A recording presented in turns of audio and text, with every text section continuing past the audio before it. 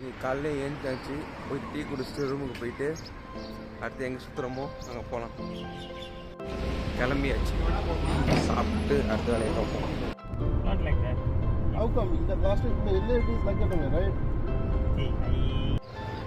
இன்னைக்கான ட்ராவல் ஆரம்பிச்சாச்சு.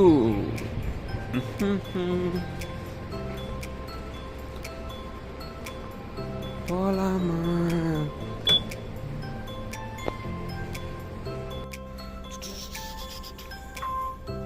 வந்துட்டேன் அகைன் நேற்று எந்த ட்ராமுக்கு வந்தோமோ அதே ட்ராமுக்கு தான் வந்திருக்கோம். பட் நேற்று நம்ம சொன்னோம் பார்த்தீங்களா, மாறி போயிருப்பேன்னு.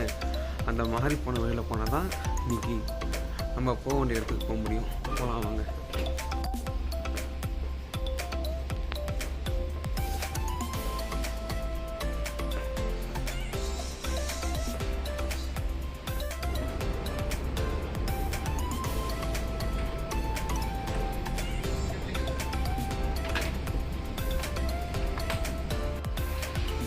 இதான் வந்து ட்ராம் ஸ்டேஷன். நேற்று முன்ன மாதிரியே தான் எதுவும், பட் இது ஆப்போசிட் டைரக்ஷனில் போகுது.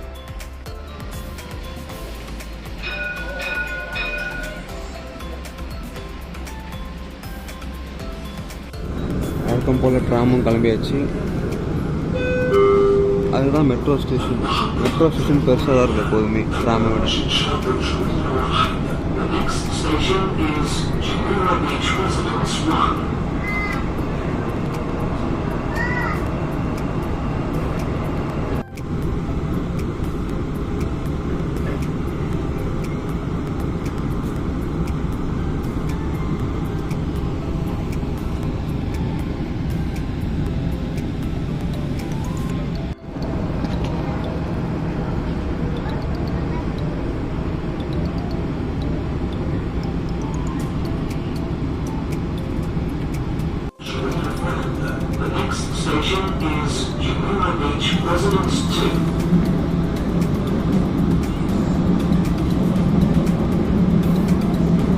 அதேதான் டேப் பண்ணியாச்சு, வெளில கிளம்பியாச்சு.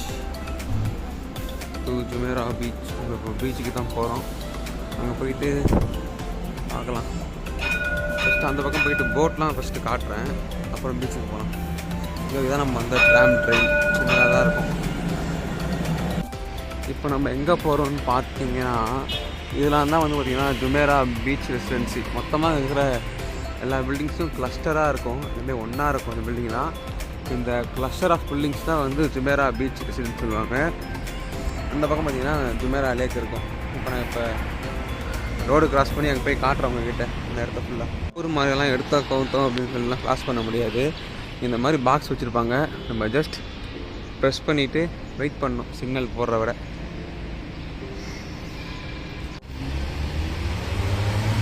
Jumeirah beach residency. இந்த மொத்த பில்டிங் எல்லாமே தான் இந்த மாதிரி நெடுக்க பில்டிங் இருக்கும் ஒரே கலரில். இது ஃபுல்லாமே வந்து ஜுமேரா பீச் ரெசிடென்சி. இதுதான் ஜுமேரா பீச் ரெசிடென்சியோட ஷிப்யார்டுன்னு சொல்லலாம். ஏன்னா இங்கே இருக்கிறவங்களாம் வந்து அவங்களும் தனியாக ப்ரைவேட்டாக ஷிப் வாங்கி வச்சுருப்பாங்க. ஷிப்புன்னு சொல்லும்போது இது வந்து யாட்சுன்னு சொல்லுவாங்க. தனித்தனியாக அவங்கவுங்கன்னு சொல்லி சொந்தமாக வாங்கி வச்சுப்பாங்க.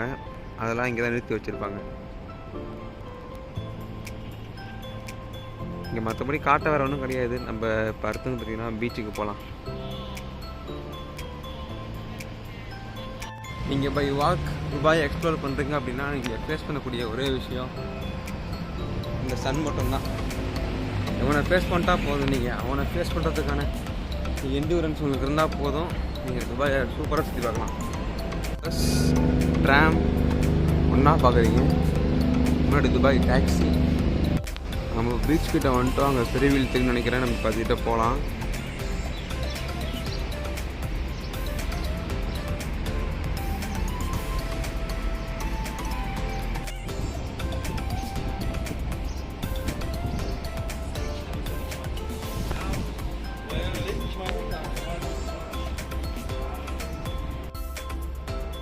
நாம் பார்த்தீங்கன்னா இப்போ இந்த வீல்கிட்ட வந்தாச்சு. பட் ஆனால் பார்த்தீங்கன்னா இப்போ இது வந்து யூஸில் இல்லை, ஸ்டாப் பண்ணி வச்சுருக்காங்க. மேபி சம் ரீசன் என்னன்னு தெரியல, அதெல்லாம் யூஸில் இப்போ இல்லையா. இங்கே பார்த்தீங்களா ஒரு ஹெலிகாப்டர் நிறுத்தி வச்சுருக்காங்க. பட் இதெல்லாம் பழைய ஹெலிகாப்டர் போல, பட் உடஞ்சிருக்கோன்னு நினைக்கிறேன். ரெக்கெல்லாம் பாருங்கள் பிரிஞ்சுக்கிட்டு தொங்குது.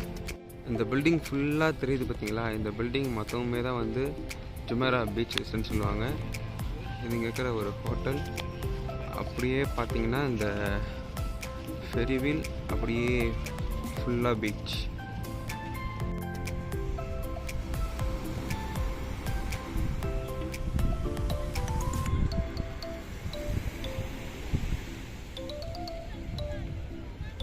ஆக்சுவலாக பார்த்தா பீச்சுன்றதுனால இந்த உப்பு காற்று இந்த கடல் தண்ணி இருக்கிறதுனால அப்படியே உடம்பு டீஹைட்ரேட் ஆகுது. பரவாயில்ல. இங்கே கார் மாதிரி இருக்குல்ல, ஆக்சுவலாக இதெல்லாம் வந்து கார் கிடையாது. இதுவும் வந்து பார்த்திங்கன்னா போட்டு மாதிரி தண்ணிக்குள்ளே போகும். இதுவும் பார்க்கான டிசைன் வந்து கார் மாதிரி இருக்குது. ஸோ அங்கே பார்த்தீங்கன்னா ஒன்று தண்ணியில் மிதந்துட்டுருக்கோம் கார் மாதிரி, பட் ஆக்சுவலாக வந்து ஒரு போட்டு.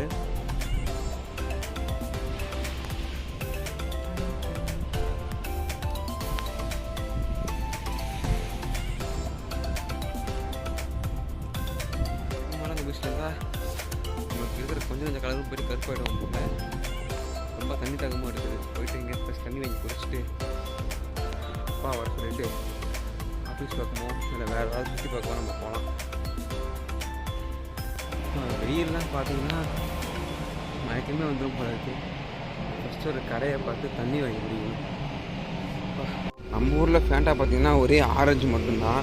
இங்கே ஆனால் கலராக இருந்தது. இது ஆனால் பார்க்க மங்களகரமாக மஞ்சளாக இருந்ததா, இதை தூக்கிட்டு வந்துட்டேன். தூக்கிட்டு குடிச்சே முடிக்க போகிறேன். நம்ம ஊர் மாதிரி இங்கே ட்ரெயினில் மெட்ரோலாம் வந்து சாப்பிட்டோ அந்த பூமர் சாப்பிட்டெல்லாம் போக முடியாது. அது குடிச்சிட்டுலாம் போக முடியாது. எதுவுமே பண்ணக்கூடாது மெட்ரோவில். ஜஸ்ட் நம்ம ட்ராவல் பண்ணலாம் உட்காந்து, அவ்வளோதான். அதனால் இங்கே குப்பை தொட்டி இருக்குது. இங்கேயே குடிச்சு காலி பண்ணிட்டு இதை குப்பை தொட்டியில் போட்டுட்டு அதுக்கப்புறமேட்டு நம்ம வந்து போகலாம். ஸோ போகிறது பார்த்திங்கன்னா பச்சை யூனிஃபார்மாக அவ்வளோதான். துபாய் போலீஸ் அவங்களாம் எங்கே இருப்பாங்கன்னே தெரியாது. திடீர்னு காரில் வந்துடுவாங்க. காரில் இந்த லைட்லாம் போட்டுருக்க மாட்டாங்க. நம்ம ஊர் சிபிஐ மாதிரி நம்மள மாதிரி நார்மலாக காரில் வருவாங்க, திடீர்னு லைட்டை போட்டு வந்துடுவாங்க. ட்ராம் ஸ்டேஷன் ஆப்போசிட்டில் தான் இருக்குது. குப்பத்தொட்டி இங்கே தான் இருக்குது. குடிச்சிட்டு இங்கே போட்டு போக வேண்டியதான். உங்களுக்குலாம் ஒன்று தெரிதான்னு தெரியல எனக்கு. அங்கே ஒன்று போகுது பார்த்தீங்களா மூவ் ஆகிக்கிட்டு. நான் ஜூம் பண்ணுறேன்னு தெரியுமான்னு தெரியல, பட் என் கண்ணுக்கு நல்லாவே தெரியுது. இது பார்த்தீங்களா, இங்கே ஒருத்தர் போகிறாரு பேராஷூட்டில். இதேமாதிரி அங்கே ஒயிட் கலரில் ஒன்று போகுது. நாங்கள் பீச்சில் இருக்கும்போது சரி கவனிக்கல, அங்கே நிறைய காட்டிருக்கலாம். பட் இன்னொரு தடவை பீச் வர பார்ப்போம்.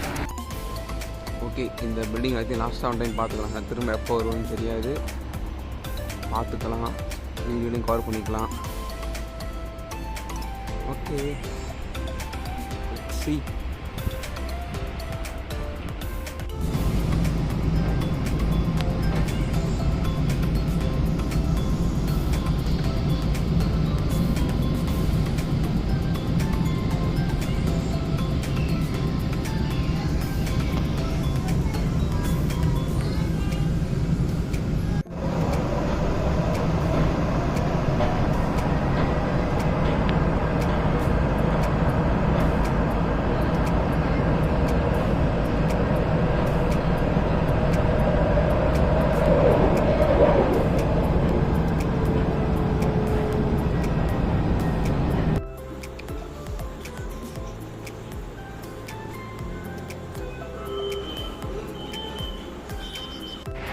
பார்த்தீங்கன்னா இதுதான் வந்து ட்ராமோட இது. ட்ராம்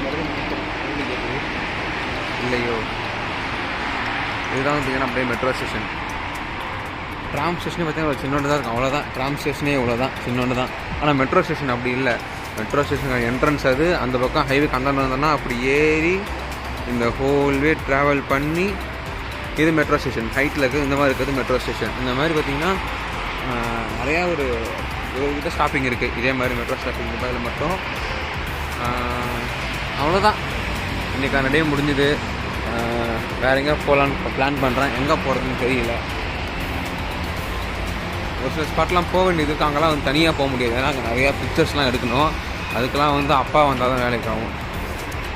அதெல்லாம் அப்பாண்டே சொல்லி வச்சுருக்கோம். இப்போதைக்கு நம்ம வந்து பார்த்திங்கன்னா தனியாக எங்கெங்கெல்லாம் போய்ட்டு நம்ம பார்க்க வேண்டியது இருக்குது. இங்கெல்லாம் ஃபோட்டோ எடுக்க அவசியம் இல்லை அப்படின்ற மாதிரி தான் நான் போயிட்டுருக்கேன். புர்ஜ் கலிஃபாக்கு இன்னொரு 30 போகணும் அங்கே ஃபோட்டோ எடுக்கிறதுக்காக. எனக்கு தனியாக போய்ட்டு ஃபோட்டோ எடுத்தாச்சு, பட் கிளியராக எதுவுமே எடுக்க முடியல. நாங்கள் எடுக்க சொன்னவங்களும் ஒழுங்காக எடுக்கலை. நம்ம மாதிரி நம்ம தெரிஞ்சவங்க தாங்க பண்ணால் இன்னும் பொறுமையாக எடுப்பாங்க. அதெல்லாம் வேலைக்கு ஆகாதுல்ல. இந்த பெல்ட் நம்மளை கொண்டு போயிட்டுருக்கு. நம்ம அப்படியே ரோடை கிராஸ் பண்ணுறோம்.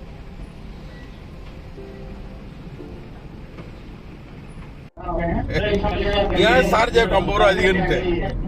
உங்க வாய்ஸ் கிளியரா இல்ல, நான் கூப்பிட்டுமா? ஒரு நிமிஷம் இருங்க, ஒரு நிமிஷம்.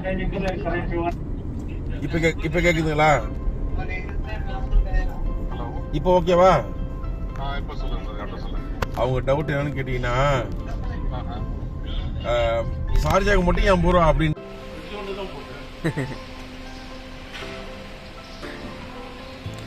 இப்போ எங்கே வந்துருக்கோன்னு பார்த்தீங்கன்னா, நம்ம காருக்கு ஆயில் சேஞ்ச் பண்ணேன். அதுதான் காரை அவுத்து போட்டு வச்சுருக்கோம். வண்டியிலேருந்து எடுத்த ஆயில் எப்படி கட்ட கருண்டுக்கு வருங்க, முறுக்கு சுட்ட அந்த மாதிரி 10 வருஷமாக.